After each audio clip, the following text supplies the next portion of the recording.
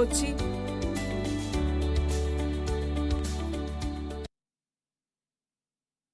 വിഴിഞ്ഞം അന്താരാഷ്ട്ര തുറമുഖത്ത് കടലിൽ വച്ച കപ്പലുകളിൽ ഇന്ധനം നിറയ്ക്കുന്ന ഷിപ്പ് ടു ഷിപ്പ് ബാങ്കറിംഗ് തുടങ്ങി. കപ്പലുകളിൽ ഇന്ധനം നിറയ്ക്കുന്ന പുതിയ പദ്ധതി തുടങ്ങിയതോടെ സംസ്ഥാന സർക്കാരിനും നികുതി ഇനത്തിൽ വരുമാനം കൂടും.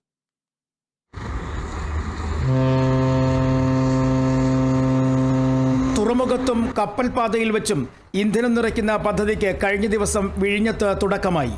അദാനി ബങ്കറിംഗ് കമ്പനിയുടെ MT ഷോൺ 1 എന്ന കപ്പലിൽ നിന്നും വിഴിഞ്ഞം തുറമുഖത്ത് നങ്കൂരമിട്ടിരിക്കുന്ന MSC അക്കിറ്റേറ്റ എന്ന കപ്പലിലാണ് വെരി ലോ സൾഫർ ഫ്യൂൽ നിറച്ചത്. 3000 ടൺ ഇന്ധനം വരെ ഇങ്ങനെ കപ്പലിൽ നിറയ്ക്കാൻ കഴിയും. കൊളംബോ ഉൾപ്പെടെയുള്ള വിദേശ രാജ്യങ്ങളെയാണ് നേരത്തെ അന്താരാഷ്ട്ര കപ്പലുകൾ ഇതിനായി ആശ്രയിച്ചിരുന്നത്. കൊച്ചി റിഫൈനറിയിൽ നിന്നുമാണ് കപ്പലിൽ നിറയ്ക്കാനുള്ള ഇന്ധനം നൽകുന്നത്. ഇതുവഴി സംസ്ഥാന സർക്കാരിന് നികുതി ഇനത്തിൽ വർധനയുണ്ടാകും. വിഴിഞ്ഞം തുറമുഖത്തിന്റെ 2ാം ഘട്ടം പൂർത്തിയായി കഴിയുമ്പോഴേക്കും ഷിപ്പ് ടു ഷിപ്പ് ബങ്കറിങ്ങിന് ഒപ്പം തുറമുഖത്തു നിന്നും ഇന്ധനം നിറയ്ക്കുന്നുള്ള സൗകര്യമൊരുക്കും. Kerala vision news, Thiruvananthapuram. മറ്റൊരു പ്രധാനപ്പെട്ട വാർത്തയിലേക്കാണ്. ഇസ്രായേൽ പ്രധാനമന്ത്രി ബെഞ്ചമിൻ നെതന്യാഹു